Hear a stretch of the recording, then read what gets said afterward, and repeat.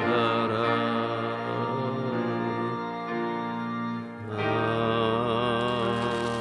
아멘.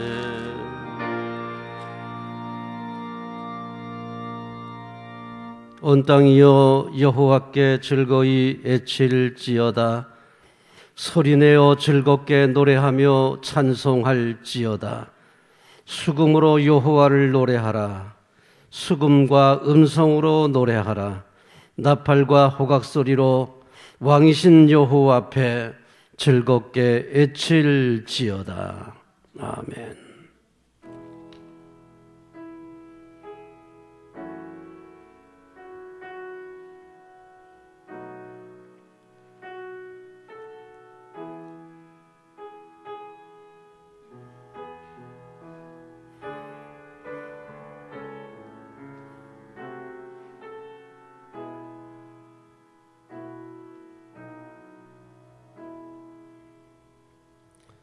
아버지 하나님, 이렇게 1년 동안 어려운 중에서도 지켜주시고 여기까지 인도해 주심을 감사합니다. 오늘 송년주일을 맞이하여 지난 1년간 함께 하시고 도우셨던 주님의 은혜를 감사하며 진정으로 예배하기 원하오니 성령님 강림하사 예배를 주관하여 주시옵소서. 우리 하나님께 영광 돌리게 하시고 우리 모두에게 복이 되게 하옵소서.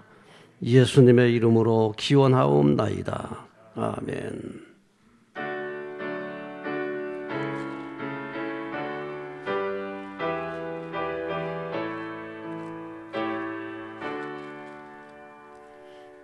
하늘에 가득한 영광의 하나님,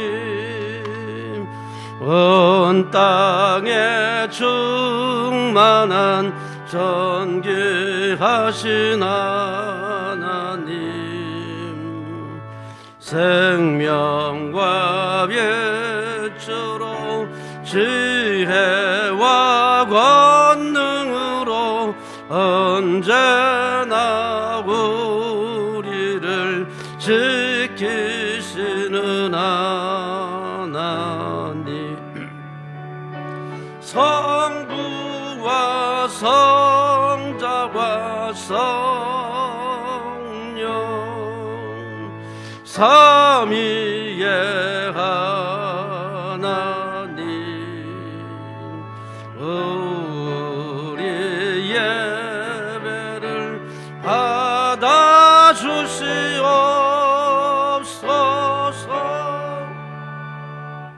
사랑이 넘치는 자비하신 하나님, 은혜가 풍성한 구원의 하나님, 참회의 심령에 평안을 주시옵고 죄악과 허물을 용서하여 주소서. 찬송과 영광과 생명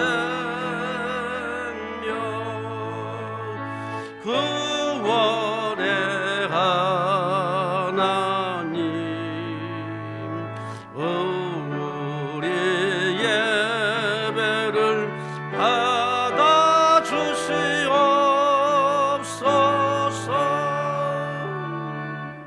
연약한 심령을 굳게 세워주시고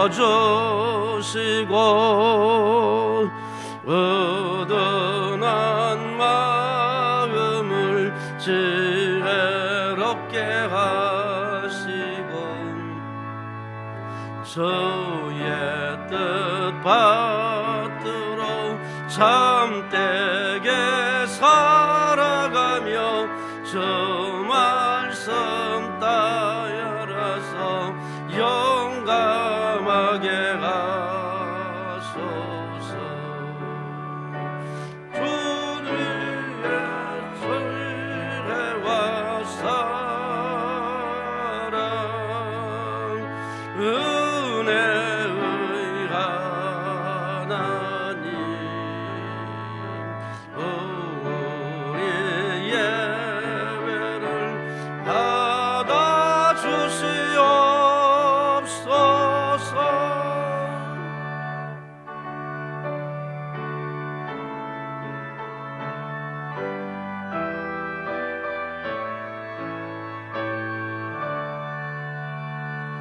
주 앞에 나올 때 우리 마음 기쁘고 그 말씀이 되어 새 희망이 솟는다. 고난도 슬픔도 이기게 하시옵고 영원의 이때여 살아가게 하소서. 우리의 자랑과 기쁨 생명의 하나님 우리 예배를 받아주시옵소서.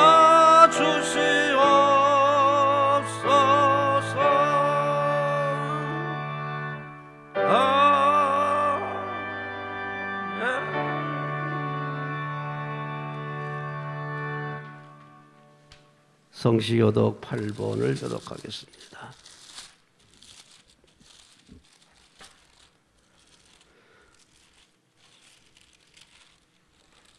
어리석은 자는 그의 마음에 이르기를 하나님이 없다 하는도다. 그들은 부패하고 그 행실이 가증하니 선을 행하는 자가 없도다. 여호와께서 하늘에서 인생을 구워 살피사 지각이 있어 하나님을 찾는 자가 있는가 보려 하신즉 다 치우쳐 함께 더러운 자가 되고 선을 행하는 자가 없으니 하나도 없도다. 죄악을 행하는 자는 다 무지하냐. 그들이 떡 먹듯이 내 백성을 먹으면서 여호와를 부르지 아니하는도다. 그러나 거기서 그들은 두려워하고 두려워하였으니 하나님이 의인의 세대에 계심이로다. 너희가 가난한 자의 계획을 부끄럽게 하나 오직 여호와는 그의 피난처가 되시도다. 이스라엘의 구원이 시온에서 나오기를 원하도다. 여호와께서 그의 백성을 포로된 곳에서 돌이키실 때에 야곱이 즐거워하고 이스라엘이 기뻐하리로다. 아멘.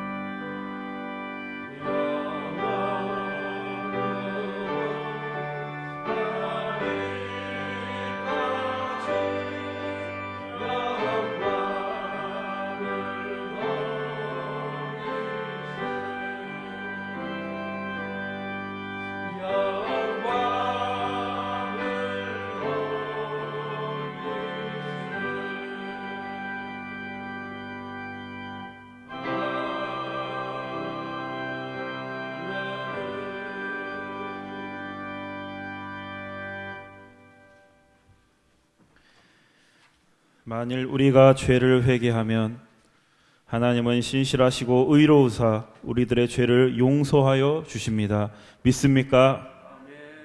이제 우리의 중심을 하시는 하나님께 진심으로 회개의 기도를 드립시다. 주님, 이 시간 지난 한 주간의 삶을 돌아보며 회개의 기도를 드립니다.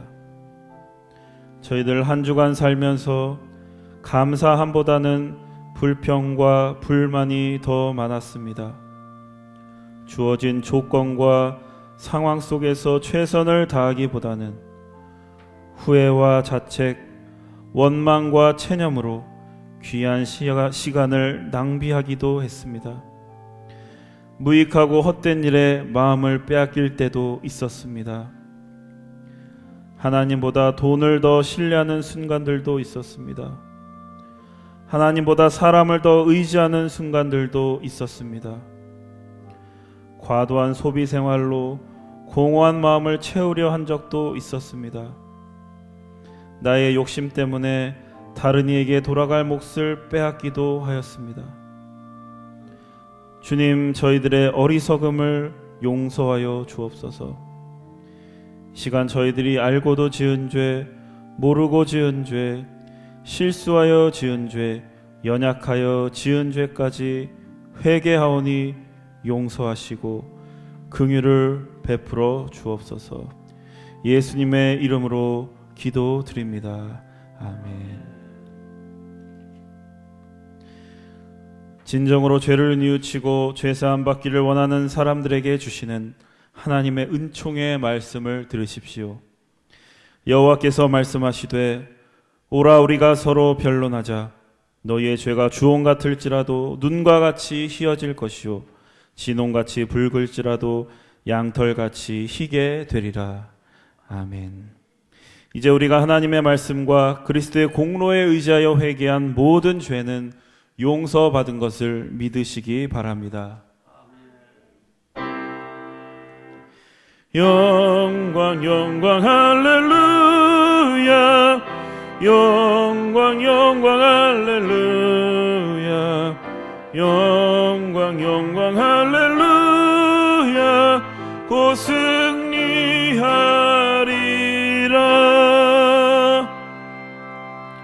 성도 여러분, 다 함께 사도신경의 말씀으로 신앙 고백하십시다. 전능하사 천지를 만드신 하나님 아버지를 내가 믿사오며 그 외아들 우리 주 예수 그리스도를 믿사오니 이는 성령으로 잉태하사 동정녀 마리아에게 나시고 본디오 빌라도에게 고난을 받으사 십자가에 못 박혀 죽으시고 장사한 지 사흘 만에 죽은 자 가운데서 다시 살아나시며 하늘에 오르사 전능하신 하나님 우편에 앉아 계시다가 저리로서 산 자와 죽은 자를 심판하러 오시리라. 성령을 믿사오며 거룩한 공예와 성도가 서로 교통하는 것과 죄를 사하여 주시는 것과 몸이 다시 사는 것과 영원히 사는 것을 믿사옵나이다. 아멘. 이제 우리를 구원하신 하나님께 할렐루야로 영광 올려 드립시다. 할렐루야! 할렐루야! 그리스도의 평화가 여러분과 함께 하시기 바랍니다. 석교가족 여러분, 우리는 구원받을 하나님의 자녀들입니다. 옆에 있는 분들과 평화의 인사를 나누십시오. 그리스도의 평화가 함께 하시기 바랍니다. 함께 감사의 기도 드립니다. 우리의 시작이자 마지막이 되시는 주님, 2020년의 마지막 주일날 하나님께 예배드리게 하심에 감사드립니다. 2020년 한 해도 하나님의 은총과 보호 속에서 여기까지 왔음을 고백합니다.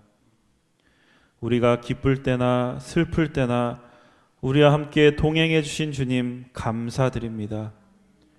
우리를 고아처럼 홀로 버려두지 않으시고 가야 할 길을 인도해 주시니 감사합니다.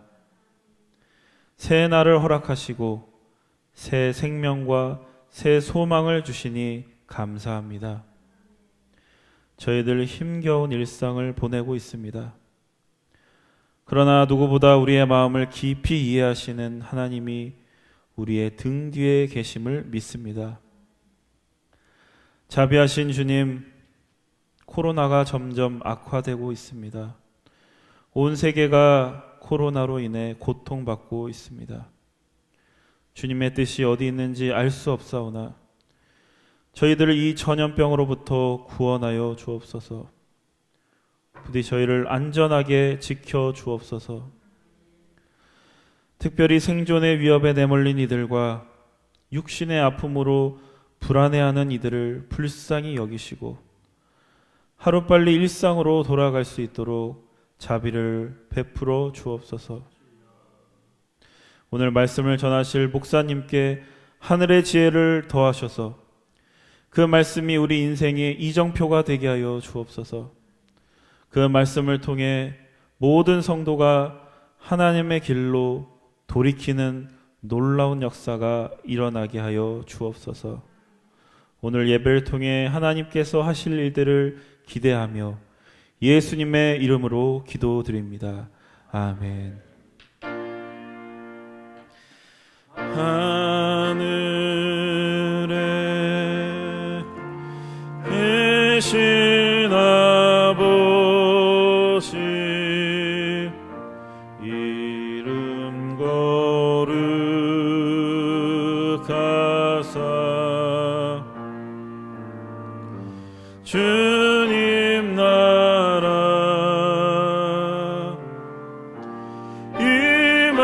임하시고 뜻이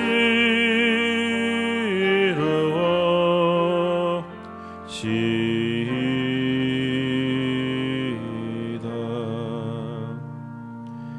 일용할 양식 주시고 우리들의 큰 죄 다 용서하옵시고 또 시험에 들게 마시고 악에서 구원하소서. 대개 주의 나라 주의 권세 주의 영광 영원히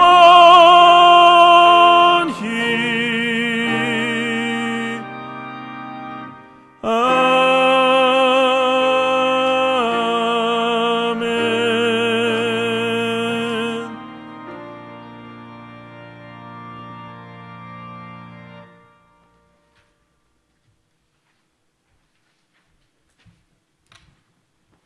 이제 마음과 뜻과 정성을 다하여 준비한 예물을 하나님께 드립니다.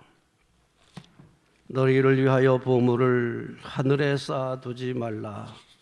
거기는 좀이나 동록이 해하며 도둑이 도둑질을 하느니라. 오직 너희를 위하여 보물을 하늘에 쌓아두라. 아멘.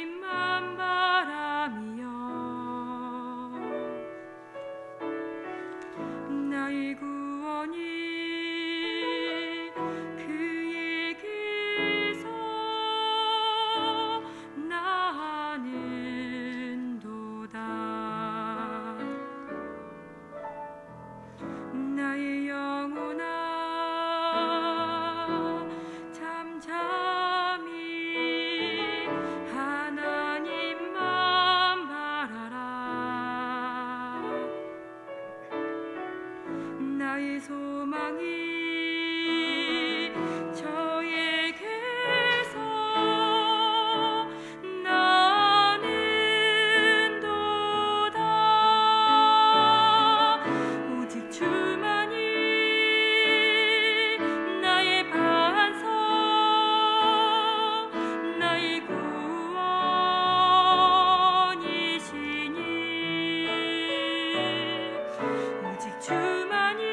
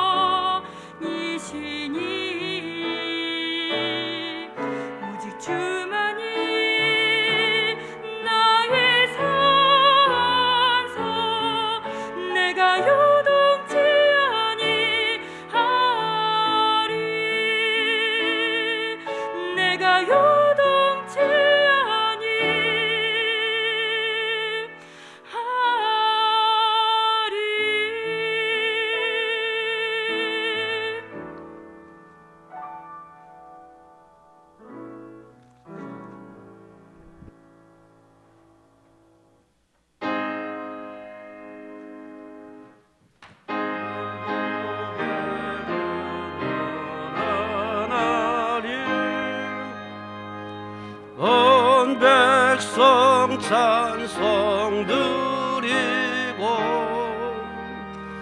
저천 거세 찬송 성부 성자 성령 아멘.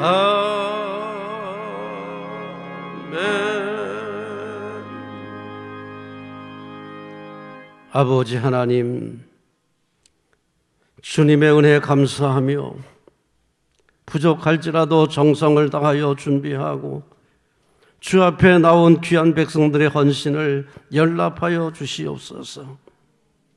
범사에 감사하는 믿음의 손길을 복주시기 원합니다. 삶의 구석구석까지 어둠이 없게 하시고 하늘의 영광과 하늘의 빛이 충만하게 하사 삶의 모든 것들이 보시기에 아름다운 삶이 되게 하여 주옵소서. 환난도 역경도 합력하여 선이 되게 하시고 모든 것이 복이 되어 영광 돌리며 살아가게 하옵소서. 10의 1조 드리는 믿음의 손길들을 기억해 주시기를 바랍니다. 약속하신 대로 기업에 복을 주시고 저들의 직장에 복을 주시고 하는 일들이 형통하게 도와주시옵소서. 아버지 하나님, 창고에 좀이나 통독이 하지 못하게 하시고 창고가 날로 날로 창대하여 가난한 이웃에게는 복의 근원 되기에 부족함이 없게 하시고 하나님 앞에는 거룩한 부자로 들려 쓰임 받기에 부족함이 없도록 넉넉하게 하옵소서. 1000번째 드리는 자녀들, 선교 예물 드리는 모든 가정들 기억해 주시기를 바랍니다. 삶의 지혜를 주시고 건강을 주시고 평강을 주시고 부요함을 주시고 넉넉함을 주시옵소서.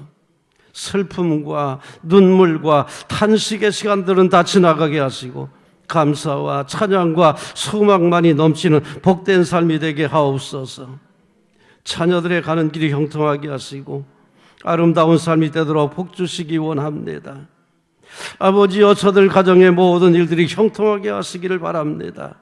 모든 육체가 강건하기를 기도합니다. 치료하여 주시옵시고 주님 만져 주시옵소서. 역병도 이기게 하시고 역병도 지나가게 하옵소서. 예수님의 이름으로 기도드리옵나이다. 아멘. 소식과 소개 말씀드립니다. 오늘 송년주일 1년 동안 함께 하신 하나님께 감사를 드리고 또 함께 했던 여러분들에게 감사를 드립니다. 금주에는 주일단 예배를 비대면 예배로 드리고 있습니다. 참석하지 못하신 분들은 영상을 이용해서 가정에서 꼭 예배 드리시고 또 진지하게 헌신하시기를 바랍니다. 오늘 점심 예찬은 코로나 관계로 없습니다. 새벽 기도회도 쉬겠습니다. 금주 수요 기도회는 비대면 예배로 진행합니다. 영상을 이용해서 가정에서 예배를 드리시기 바랍니다. 진행 요원들만 수요일 오전 11시에 영상을 위한 예배를 진행 요원과 함께 드리겠습니다. 연합속회 수요일 날 힘들 것 같습니다. 송구영신 예배는 31일 밤 9시에 영상을 위한 예배를 9시에 드립니다. 장로님들 나오시고 9시에 영상 예배를 드리고 영상을 보내드리면 밤에 자정 예배를 송구영신 예배를 드리시기 바랍니다. 신년주일 1월 3일 정기구역회가 1월 17일 예정인데 이것도 지금 장담할 수가 없어서 지켜보고 있습니다. 돌다리 봉사에 복지시설 방문이 있습니다. 참 어려운 시기에 여러분들 힘내시고 주님의 평화가 충만한 가운데 승리하시기를 기원합니다. 함께 하신 여러분들에게 감사드리고 찬송가 384장을 부르겠습니다.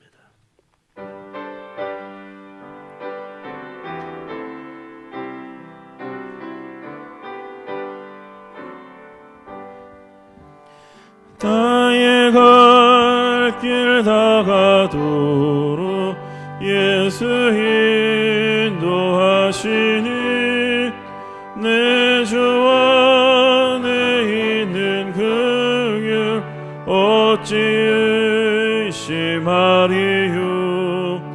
믿음으로 사는 자는 하늘 위로 받겠네.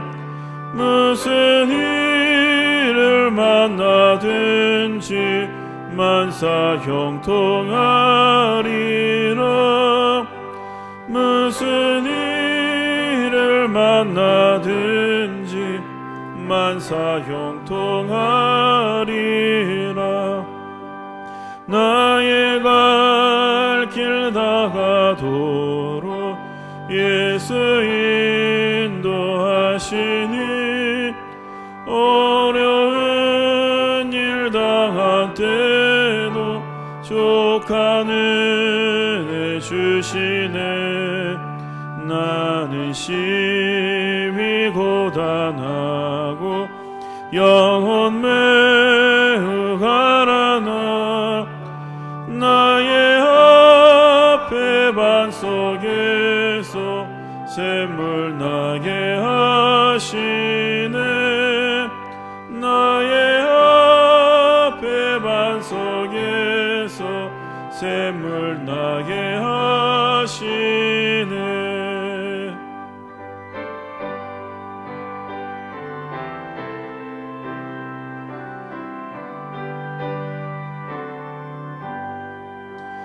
나의 갈 길 다가도록 예수 인도하시니 그의 사랑 어찌 큰지 말로 알 수 없도다. 성령 감화 받은 영혼 하늘 날아갈 때에 영영 부를 나의 찬송 예수 인도하셨네. 영영 부를 나의 찬송 예수 인도하셨네.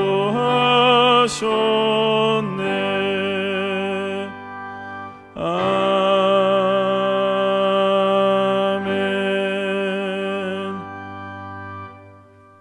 오늘 우리에게 주시는 하나님의 말씀, 요한계시록 14장 14절에서 16절까지의 말씀을 들으십시오. 이는 만군의 여호와 하나님의 말씀입니다. 또 내가 보니 흰 구름이 있고 구름 위에 인자와 같은 이가 앉으셨는데 그 머리에는 금 면류관이 있고 그 손에는 예리한 낫을 가졌더라. 또 다른 천사가 성전으로부터 나와 구름 위에 앉은 이를 향하여 큰 음성으로 외쳐 이르되 당신의 낫을 휘둘러 거두소서. 땅의 곡식이 다 익어 거둘 때가 이르렀음이니이다 하니 구름 위에 앉으신 이가 낫을 땅에 휘두르매 땅의 곡식이 거두어지니라. 아멘. 성령이 여흐리 성령 읽을 때 그 속에서 빛을 보게 하소서. 아멘.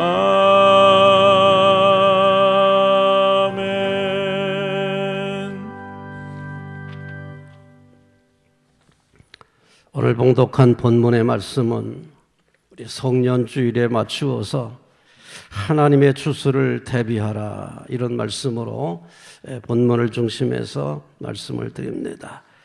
오늘 봉독한 본문의 말씀은 마지막 날에 있을 하나님의 심판을 대비하라는 경고의 말씀을 주셨습니다. 16절의 말씀을 봉독합니다. 구름 위에 앉으신 이가 낫을 땅에 휘두르매 땅의 곡식이 거두어지니라. 하나님의 추수에 대한 이야기인데 이것은 바로 하나님의 심판에 대한 이야기입니다. 주님은 우리에게 구세주가 되시지만은 또한 심판주라는 사실을 알아야 됩니다. 마지막 심판의 날에 주님은 알곡 같은 성도들에게는 구세주가 되시고 쭉정이들에게는 심판주가 되신다는 사실을 우리가 알아야 됩니다. 우리는 예수님을 구세주로만 생각합니다. 우리의 구주가 되신다. 그러나 그분은 구주가 되시는 동시에 심판주도 되신다는 사실을 기억해야 됩니다. 마지막 날에 하나님의 심판을 대비하며 사는 것이 우리에게 얼마나 중요한 것인지를 이 말씀을 통해서 알아야 됩니다. 세상 모든 일에는 시작할 때가 있고 끝날 때가 있습니다. 해마다 우리가 연말정산이 있듯이 인생의 끝에는 하나님의 심판이 있습니다. 하나님께서 계산하자, 이제는 내가 계산하자, 나와 계산하자 하는 시간이 있다는 얘기입니다. 솔로몬은 이것을 깨닫고 귀한 말씀을 주셨습니다. 전도서 1장을 이렇게 시작합니다. 범사에 기한이 있고 일생의 끝에는 하나님의 심판이 있다. 네, 솔로몬이 전도서 3장에서 주신 말씀이지요. 범사에 기한이 있고 천하만사가 다 때가 있나니 날 때가 있으면 죽을 때가 있고 심을 때가 있으면 거둘 때가 있다. 우리가 시작했으니 언젠가는 끝날 것입니다. 언젠가는 정산해야 될 때가 있을 겁니다. 언젠가는 하나님께서 나와 계산하자, 계산해야 될 시간이 우리에게 있다는 얘기입니다. 그러므로 우리는 마지막 날을 준비하고 그 날을 대비하고 살아야 됩니다. 그것이 바로 인생의 지혜인 줄로 믿습니다. 사람이 한 번 죽는 것은 정해진 것이고 그 후에는 심판이 있습니다. 성경에는 심판에 대한 말씀이 많이 언급되어 있습니다. 청지기의 비유, 알곡과 가라지의 비유, 달란트의 비유, 다 마지막 때의 일들을 이야기하고 있습니다. 시작은 좋았지만 마지막이 안 주면 안 됩니다. 끝이 좋아야 돼요. 시작보다도 오히려 끝이 더 좋아야 됩니다. 그래서 전도서에서도 말씀하기를 잔치집에 가는 것보다 어디 가는 게 낫다고요? 초상집에 가는 게 낫다. 뭐가 난 게 뭐가 있어요? 초상집에 가는 게 난 게 뭐가 있습니까? 초상집에 가는 사람들은 인생의 마지막을 준비하는 지혜를 얻는다는 얘기입니다. 초상집에서 얻을 수 있는 거 하나도 없어요. 다만 인생은 이렇게 끝나는 거다. 끝을 잘 맺어야 된다. 하나님 앞에 준비를 잘 해야 된다. 그 생각을 갖게 되는 게 그게 유익한 거예요. 그게 정말 좋은 거 아니겠습니까? 그러므로 우리가 마지막 날에 하나님의 심판을 준비하는 것, 그리고 살아가는 것이 삶의 지혜인 줄로 믿습니다. 이 지혜를 가지고 하나님의 심판을 대비하는 우리 귀한 성도들 다 되시기를 주님의 이름으로 축원합니다. 근데 우리가 여기서 오해하면 안 될 게 있습니다.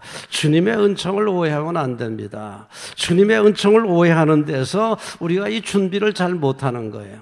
우리가 마지막 날에 준비를 잘 해야 되겠는데 하나님의 은총을 오해하게 되면 그 준비를 잘 못하게 됩니다. 그래서 우리가 주님의 마지막 날을 잘 준비하기 위해서는 주님의 은총을 오해해서는 안 된다. 바르게 이해를 할 필요가 있다. 이 말씀을 드립니다. 우리 14절의 말씀을 봉독합니다. 또 내가 보니 흰 구름이 있고 구름 위에 인자와 같은 이가 앉으셨는데 그 머리에는 면류관이 있고 그 손에는 예리한 낫을 가졌더라. 누구의 모습일까요? 인자니까 바로 예수님의 모습을 여기서 암시하고 있습니다. 본문은 우리를 구원하기 위하여 십자가를 지신 고난의 종 인자께서 면류관을 쓰고 영광 중에 계시는 장면을 우리에게 보여주고 있습니다. 우리 예수님은 땅에서는 고난의 종입니다. 십자가를 지신 분입니다. 그래서 우리가 예수님을 인자라고 그래요. 인자, 사람의 아들이라고 말합니다. 다 사람의 아들이지만은 사람의 아들이라고 불리는 명칭은 인자, 고난의 종을 의미합니다. 예수님은 이 땅에서 고난을 당하셨습니다. 그런데 지금은 보니까 흰 구름이 있고 구름 위에 인자와 같은 이가 앉으셨는데 그 머리에는 면류관을 쓰고 계시더라. 영광 중에 계시는 우리 예수님의 모습을 보여주고 있습니다. 스데반도 봤지요. 스데반이 돌에 맞아 순교할 때에 하늘이 착 열리면서 하나님 인자가 하나님 보좌 우편에 앉아 계시고 서 계신 것을 봤다 그랬습니다. 인자가 하나님의 보좌 우편에 서 계신 것을 봤어요, 스데반이. 자, 인자. 성경에서 인자는 고난의 종을 의미합니다. 여기 스데반이 말한 여기만이 바로 이 하늘의 영광을 입는 모습으로 나와 있어요. 다른 데는 다 고난당하는 모습인데 여기서는 영광을 입으신 모습이 기록되어 있습니다. 땅에서는 인자가 고난을 당하셨지만 하늘에서는 영광의 옷을 입으시고 하나님 보좌 우편에 계신 것을 믿습니다. 그런데 그분이 면류관을 쓰셨어요. 승리자입니다. 우리의 구세주가 되셨습니다. 그런데 손에는 예리한 낫을 가지고 있더라. 낫을 가졌다는 게 뭡니까? 심판입니다. 심판. 그분은 우리를 심판하시는 분이라는 얘기를 소개하고 있습니다. 이런 예수님이 구세주인 동시에 심판주가 되신다는 것을 보여주고 있습니다. 따라서 그의 은총이 제한이 없는 것이라는 오해를 하면 안 된다는 것을 말씀을 드립니다. 제한이 없다는 게 무슨 뜻이냐?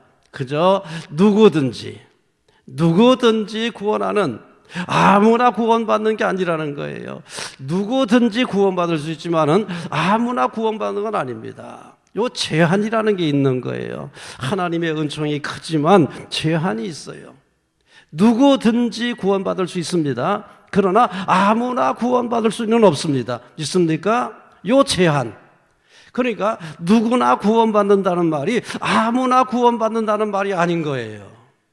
이 제한을 우리가 알아야 돼요. 근데 많은 사람들이 누구나 구원받는다고 하니까 아무나 구원받는다고 생각하는 거예요. 이게 잘못됐다는 얘기입니다. 누구든지 구원받을 수 있습니다. 믿으시기 바랍니다. 배운 사람이나 못 배운 사람이나 가진 사람이나 못 가진 사람이나 동양 사람이나 서양 사람이나 다 누구든지 구원받을 수 있습니다. 그러나 아무나 구원받을 수는 없습니다. 청함을 받은 사람은 많지만은 택함을 받은 사람은 적으니라 그랬잖아요. 청함을 받았다고 모든 사람이 구원받은 게 아니라는 얘기입니다. 택함 받은 사람이라야 된다. 택함 받았다는 말이 뭔지 아십니까? 바로 예복을 입은 사람이에요. 예복을 입은 사람. 청함을 받고 잔치에 나온 사람들이 다 구원받는 것이 아니라 예복을 갖춰 입은 사람이 구원받는다 이 말이죠. 그래서 주님의 은총을 우리가 오해하면 안 되는 겁니다. 누구든지 구원받는다를 아무나 구원받는다 이렇게 생각하면 안 된다는 얘기입니다. 그래서 우리가 주님의 은총을 철저하게 이해를 하고 누구든지 구원받을 수 있지만은 구원받기 위하여 예복을 준비하는 철저하게 준비하는 성도가 될 필요가 있습니다. 주님은 이렇게 말씀하십니다. 하나님이 세상을 이처럼 사랑하사 독생자를 주셨으니 이는 그를 믿는 자마다 멸망하지 않고 영생을 얻게 하려 하심이라. 얼마나 우리가 좋아합니까? 복음 중에 복음이라고 좋아하지 않습니까? 무엇이 여기서 문제일까요? 믿음으로 구원받는다. 얼마나 중요한 얘기입니까? 그런데 다만 중요한 게 그 믿음이 어떤 거냐 이 말이에요. 믿음으로 구원받는데 믿는 자는 누구든지 구원받는데 그 믿음이 어떤 것이냐 이게 중요한 거예요. 믿음이 무엇이냐? 이것은 단지 은총으로 구원받는다는 얘기가 아닙니다. 은총이 전부가 아니에요. 믿음이란 뭐냐? 그 은총 안에서 하나님의 주시는 은총 안에서 예수님을 닮아가는 것이 바로 믿음이라는 얘기입니다. 그러니까 성경에서는 나를 믿으라는 말씀도 있지요. 나를 따르라는 말씀도 있지요. 나를 배우라는 말씀도 있지요. 나와 함께 가자는 말씀이 있잖아요. 나를 먹으라는 말씀도 있지 않습니까? 믿음이란 하나님의 은총 안에서 예수님을 닮아가는 과정이 바로 믿음의 과정이라는 거죠. 그래서 믿음이라고 하는 것은 이미 구원을 받았다, 구원을 받는다, 현재와 과거와 미래만 있는 게 아니에요. 현재 믿는 현재가 중요한 거예요. 우리는 하나님의 은총 안에서 예수님을 닮아가는 성도, 바로 그것이 건강한 성도인 줄로 믿으시기를 바랍니다. 물론 구원은 하나님의 은총으로 이루어지는 것은 사실입니다. 그러나 은총만 가지고 구원이 성취되지가 않습니다. 바로 구원은 우리가 하나님의 은총 안에서 예수님을 열심히 닮아가려고 최선을 다하는 가운데서 성취됩니다. 최선을 다해야 되는 거예요. 그러므로 행함이 있는 믿음이 필요해요. 행함이 있는 믿음. 그냥 믿음이 아니에요. 행함이 있는 믿음이에요. 웨슬리는 이 믿음을 구원하는 믿음이라고 했어요. 구원하는 믿음이라고. 그냥 믿음이 아니에요. 구원하는 믿음이라고 했습니다. 행함이 있는 믿음, 구원하는 믿음, 그냥 믿음이 아니에요. 그냥 믿음은 귀신들도 갖고 있다 그랬습니다. 우리들이 생각하는 예수님 믿는 거 그런 정도는 귀신들도 믿고 떠느니라 그랬어요. 그런 믿음 아니에요. 구원하는 믿음은 행함이 있는 믿음이야. 하나님의 은총 안에서 예수님을 닮아가고 철저하게 닮아가려고 애쓰는 게 바로 믿음의 과정이다. 이 말씀을 우리에게 주시고 있습니다. 그러므로 우리에게는 행함이 있는 믿음이 필요합니다. 그렇다고 행함으로 구원받는다는 얘기는 아닙니다. 정확하게 말씀드리면 하나님은 우리가 심히 부족할지라도 최선을 다하여 예수님을 닮아가려고 애를 쓰면 그 믿음을 보시고 부족할지라도 구원해 주시는 거예요. 그를 인정해 주시는 거예요. 의롭다고 인정해 주시는 거예요. 여기에 하나님의 구원의 은총이 있는 겁니다. 자, 그러니까 아무나 구원받는 게 은총이 아닙니다. 철저하게 최선을 다해서 예수님을 닮으려고 애를 쓰는 믿음을 보시고 비록 부족할지라도 의롭다고 인정해 주시는 거예요. 그게 바로 은총이에요. 그게 바로 구원의 은총이에요. 이 하나님의 은총에 바로 무제한적이라고 조건이 없는 것이라고 오해하면 안 됩니다. 조건이 있는 거예요. 누구든지 구원받을 수 있지만 아무나 구원받을 수는 없다는 이 제한적인 은총을 우리가 제대로 이해해야만 은총으로 구원받지만 아무렇게나 해서는 안 된다는 결론이 나오는 거죠. 이 말씀을 기억하시면서 우리가 예수님을 닮아가기 위해서 최선을 다하는 우리 그런 성도가 되시는 가운데 마지막 때를 심판하는, 마지막 때의 심판을 대비하는 지혜로운 성도가 되시기를 기원합니다. 우리는 오히려 은총을 받은 만큼 알곡 성도가 되기를 위해서 힘써야 됩니다. 은총을 구한 만큼, 은총을 받은 만큼 알곡 성도가 되기 위해서 최선을 다해야 돼요. 받은 은혜가 크면 클수록 더 많이 성장해야 됩니다. 그렇겠죠? 하나 받은 사람은 하나만큼 성장할 수 있겠지만 5개의 은총을 받은 사람은 5개만큼 성장해야 되는 거예요. 그러니까 우리는 은혜를 받은 만큼 알곡 성도가 되기 위해서 더 힘쓰고 더 애를 써야 됩니다. 우리 15절 하반절을 보겠습니다. 15절 중간에 당신의 낫을 휘둘러 거두소서 땅의 곡식이 다 익어 거둘 때가 이르렀음이니이다. 이르되 당신의 낫을 휘둘러 거두소서 땅의 곡식이 다 익어 거둘 때가 되었습니다. 여기서 익었다라는 말이 나오죠. 익었다는 말은 충분히 말랐다. 충분히 말랐다라고 하는 의미가 되겠습니다. 충분히 말랐다. 자, 이거는 과일이라든지 채소를 기준으로 하면 안 됩니다. 채소나 과일은 마르면 안 되죠. 채소나 과일의 기준이 아니라 나달을 기준으로 말하는 겁니다. 곡식, 나달을 기준으로 하는데 나달이 충분히 익지 않으면 물이에요. 짜버리면 툭 터지고 물밖에 없습니다. 그러니까 충분히 말랐다는 얘기는 그 곡식의 알이 충분히 익었다는 얘기예요. 말랐으니까 물이 아니잖아요. 물이 익기 전에는, 마르기 전에는 물이란 말이에요. 그러니까 여기서 말랐다라는 얘기는 그 곡식알이 충실하게 익었다는 것을 말하고 있습니다. 자, 곡식이 충실하게 익을 때 우리 하나님께서 거두시는 거예요. 충실히 익지 않은 쭉정이죠. 익지 않으면 쭉정입니다. 물이 그대로 마르지 않으면 그건 쭉정이에요. 자, 그래서 쭉정이는 심판을 받고 알곡은 주님께서 거두어서 이제 하늘나라에 받아주시는 겁니다. 그래서 우리는 여기서 익었다, 충분히 말랐다, 충분히 곡식이 충실해졌다고 하는 얘기를 여기서 볼 수가 있습니다. 이것을 목표로 해서 우리가 신앙생활을 해야 됩니다. 자, 쭉정이는 뭐예요?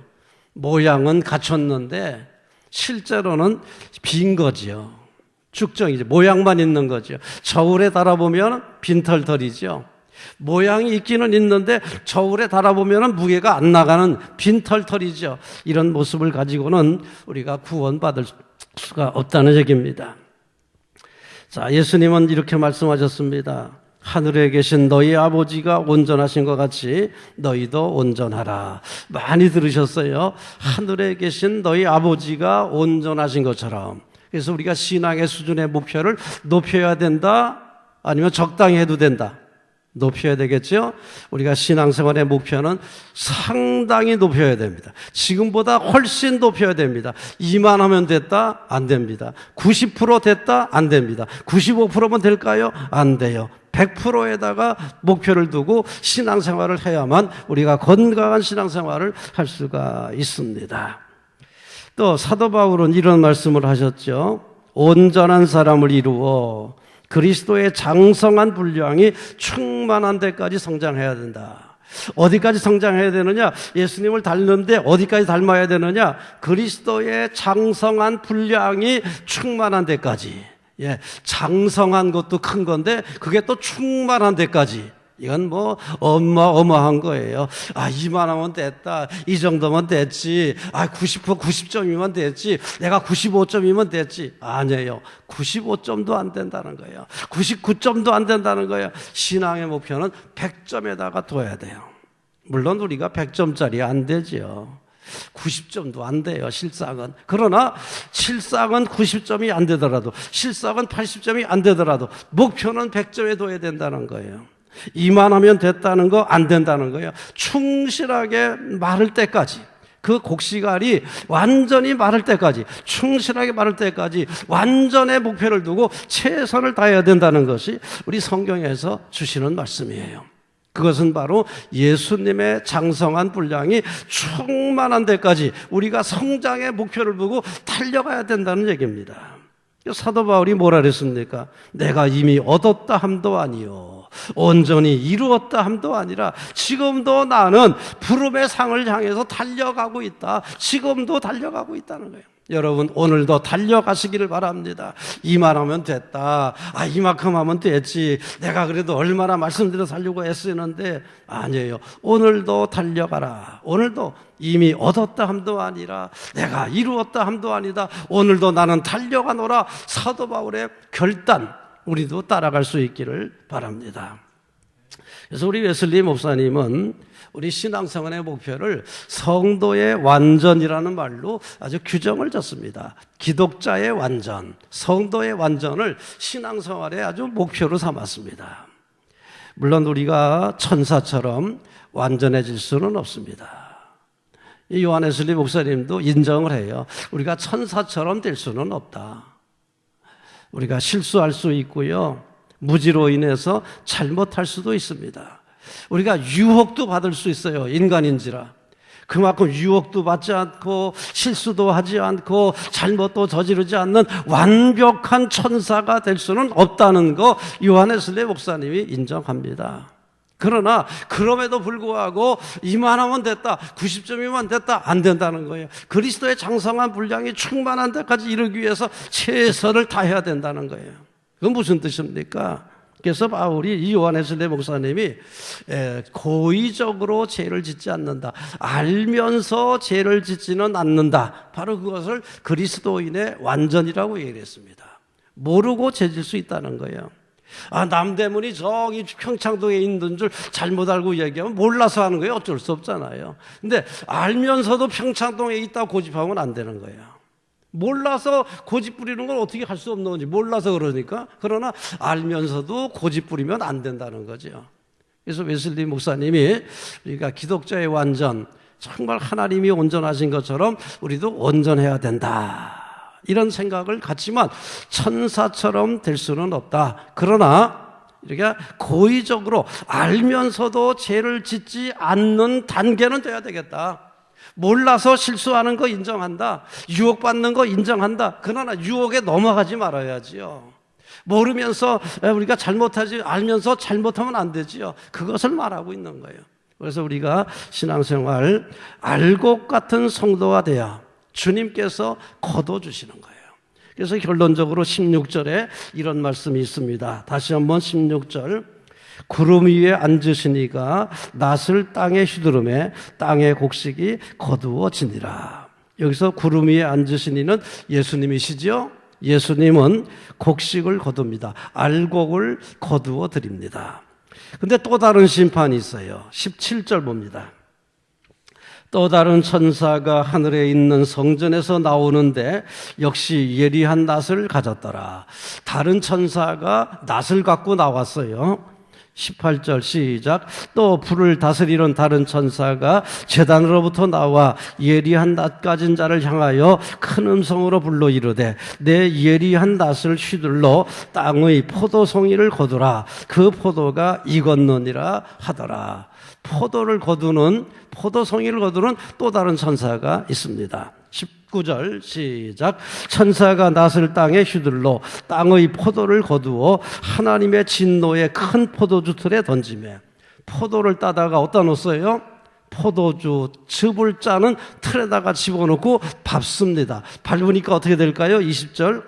성 밖에서 그 틀이 밟히니 틀에서 피가 나서 굴레까지 닿았고 1600 스타디온에 퍼졌더라. 320km까지 퍼져나가는 800리까지 퍼져나가는 그런 그 어마어마한 피의 흐름을 보여주고 있습니다. 이건 무슨 심판일까요? 이건 하나님의 심판입니다. 곡식은 주님께서 거두어 하늘 잔치에 초대하시고 불의한 자들은 이렇게 피로 밟아서 피가 나는 모습으로 보여주시는 또 다른 심판의 추수가 있다는 거예요. 알곡이 되는 성도들만 주님께서 거두십니다. 그러나 알곡이 아닌 것들은 이렇게 다른 천사에 의해서 심판을 받는 거죠. 이것을 좀 더 아주 재미나게 표현한 것이 요한계시록 19장에 나와요. 우리 19장의 말씀을 잠깐 보겠습니다. 19장의 말씀은 19장 9절에 보면 천사가 내게 말하기를 기록하라. 어린 양의 혼인잔치에 청함을 받은 자들은 복이 있다. 근데 어떤 사람들이 초청받느냐? 8절. 빛나고 깨끗한 세마포 옷을 입도록 허락하셨으니 이 세마포 이 옷은 성도들의 옳은 행실이로다. 세마포 옳은 행실의 옷을 입고 구원받은 백성들은 천국 어린 양의 잔치에 초청을 받았습니다. 아주 복되다 그랬으니까요. 천국 잔치에 초청받은 복된 사람들이 됐습니다. 근데 그렇지 않은 사람들은 어떻게 될까요? 그렇지 않은 사람들 보세요. 7절입니다. 17절. 또 내가 보니 한 천사가 태양 안에 서서 공중에 나는 모든 새를 향하여 큰 음성으로 외쳐 이르되 와서 하나님의 큰 잔치에 참여하라. 하늘의 새들을 하나님 잔치에 참여하라고 초청을 합니다. 그리고 초청하면서 말하기를 18절 왕들의 살과 장군들의 살과 장사들의 살과 말들과 그것을 탄 자들의 살과 자유인들이나 종들이나 작은 자나 큰 자나 모든 자의 살을 먹으라 하더라. 구원받은 사람들은 어린 양의 잔치에 참여되고 구원받지 못한 사람들은 하늘 잔치에 제물이 되는 거예요. 새들의 밥이 되는 그림을 그렸어요. 제물이 되는 거예요. 얼마나 큰 차이입니까? 영생과 영벌의 차이가 얼마나 심각합니까? 구원받은 사람과 구원받지 못하는 사람들의 차이가 얼마나 큽니까? 땅에서는 몰라요.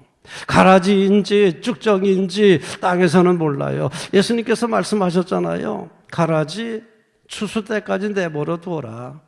그때까지 내버려 두시는 거예요. 가라지도 내버려 두시고요. 쭉정이도 내버려 두시는 거예요. 그러나 마지막 때가 되면 뭐라고 하십니까? 가라지는 먼저 거두어 불사르게 하고 곡식은 알곡은 거두어서 내 곡간에 두리라 했습니다. 그때까지는 몰라요. 그때까지는 내버려 두신다고요. 그러나 마지막 심판의 날에는 구원받은 자와 그렇지 못한 자의 엄청난 차이가 그날에 드러날 겁니다. 그제서야 깨닫는 사람이 많을 거예요. 내가 이럴 줄 알았으면 땅을 치면서 회개할 사람들, 후회할 사람들이 엄청 많을 거예요. 그날을 대비하고 그날을 준비하는 게 지혜입니다. 그렇게 잘 준비해서 이날에 복받는 천국잔치에 참여하는 귀한 성도 다 되시기를 주님의 이름으로 기원합니다.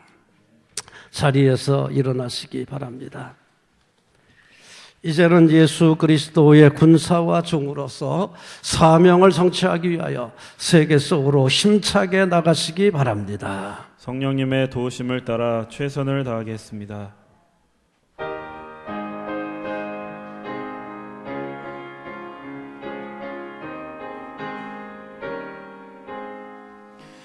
내 평생 소원 이것뿐 주의 일 하다가 이 세상 이별하는 날 주 앞에 가리라.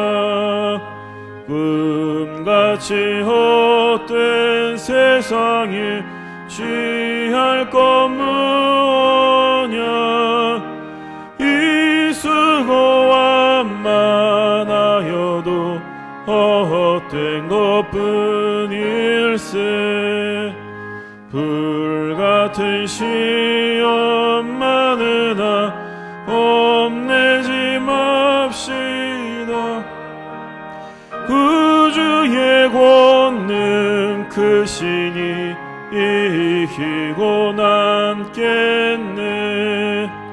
금보다 귀한 믿음은 잠보배 되도다.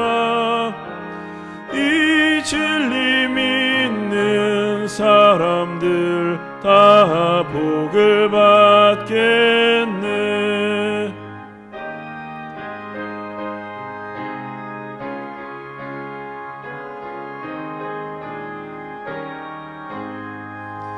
살같이 빠른 광음을 주 위에 아끼세. 온 몸과 마음을 바치고 힘써서 일하세.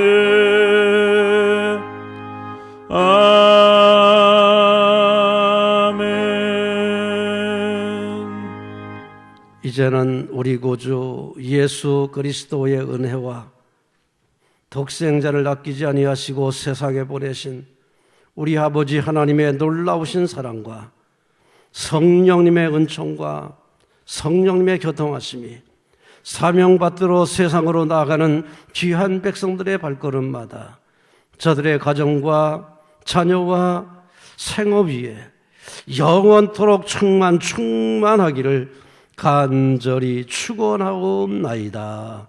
아멘.